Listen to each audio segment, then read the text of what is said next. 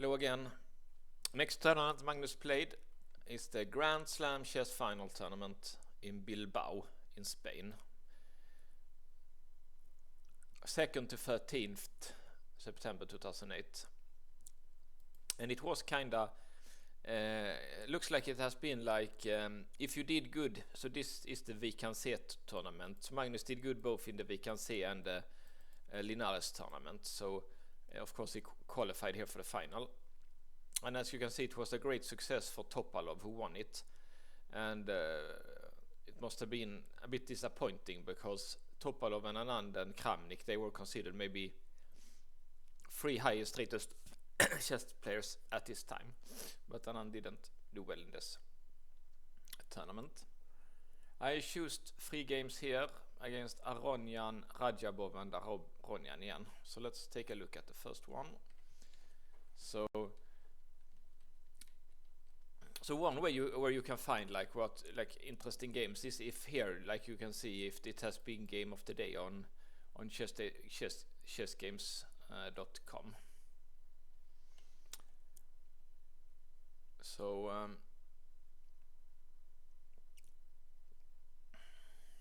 but one thing that's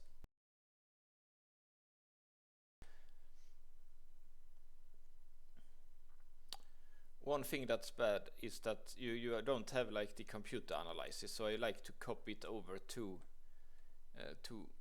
Lichess. So let's do that.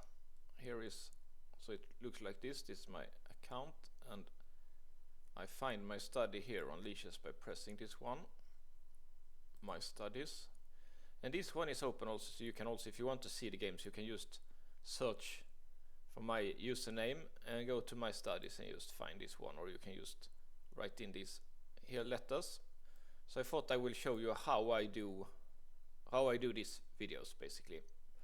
So what I do is that I go here, find that Magnus tournament, I look through the games, I choose the ones that I think is Magnus' best, most interesting games. Then I go here, and then I go to this view as PGN.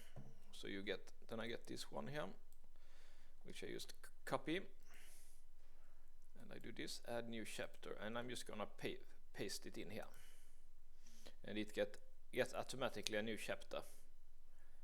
And then I used to go to this one and request a computer analysis, and then I do this one also, so I see the real time evaluation by the computer.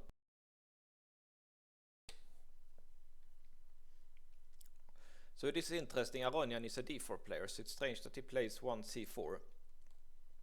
It allows Magnus to get into the English opening.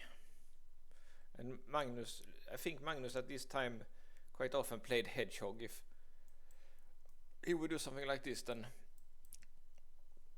black with hedgehog, I think. But now when white plays this d4 at once, he can go to this, is called the English opening. And as you can see, these knights, white have spent a lot of time, and this knight is also at a bad place, so black is completely equal here already. But the computer doesn't really like this. Magnus, will play this maneuver, which is not a maneuver I have seen before. More common would something like, and here you could play a good variation of the Tarrasch line for black, or something like this would be a very safe choice for black. But Magnus probably wants a bit more interesting game, that's why he does this one. And this one.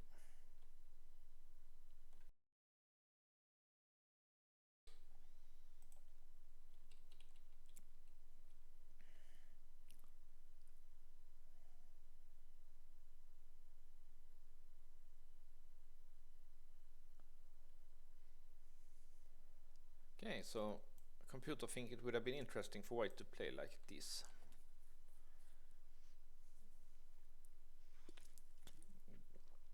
Yeah, it's a little bit interesting. Well, it looks normal to go here and try to trade the bishops. Yeah, that would have been a completely different game. Here the computer would just like to go back, but it's normal that black trades that strong knight. Okay.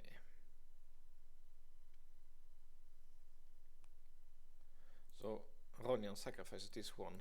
Knight c4 looked quite good also. And this looks out of play here.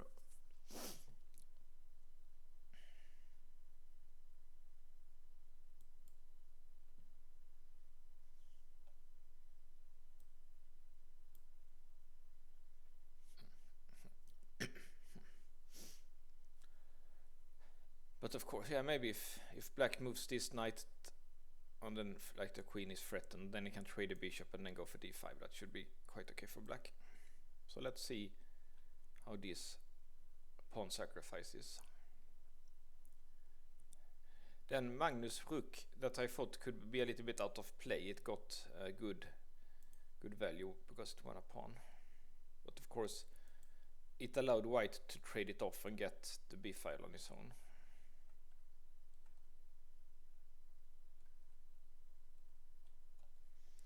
So white has 2 bishops for 2 knights, so that should be worth a pawn, and the computer agrees with that.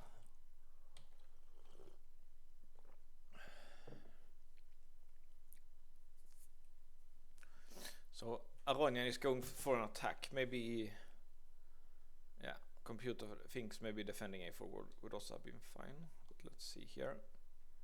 And now white has to do something relatively sharp here, because it's 2 pawns down.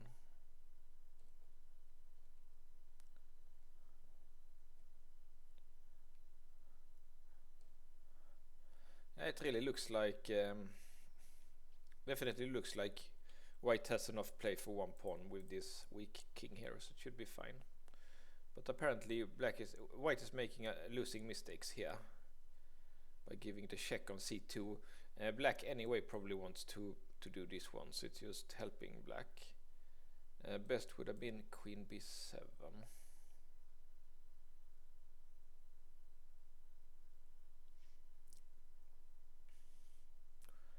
Yeah, then it's logical that black tries to trade.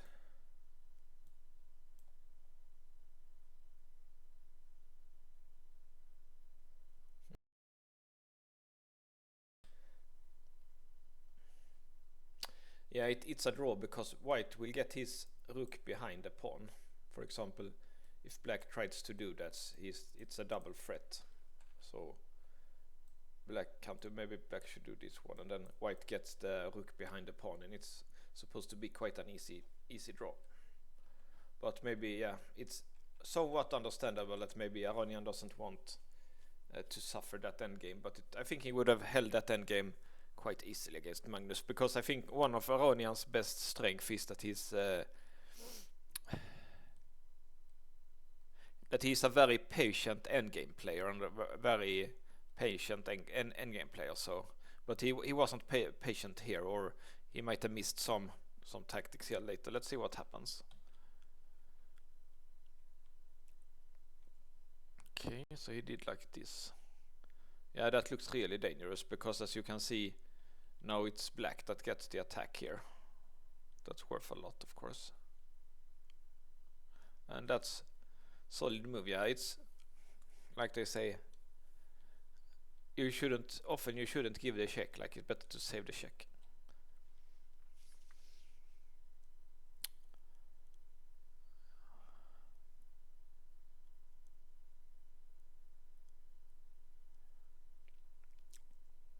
Yeah, white is barely surviving here. Let's see what happens.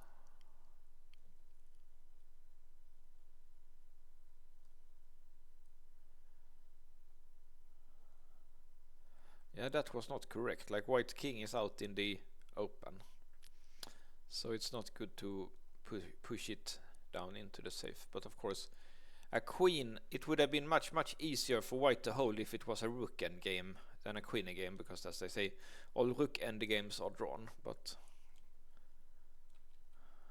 queen endgames can often be winning, but of course it's not so. Yeah, still good chances for a draw. So, and here that's also strange. He could have gone here. Looks more better to push here. Let's see what would have happened.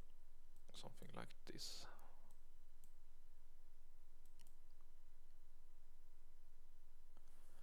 Yeah, it's a difficult endgame here. But generally you want the queen here so you can push the pawn, and then you want to go the queen here and just push it to goal. But the king is quite open, so. Hallå. So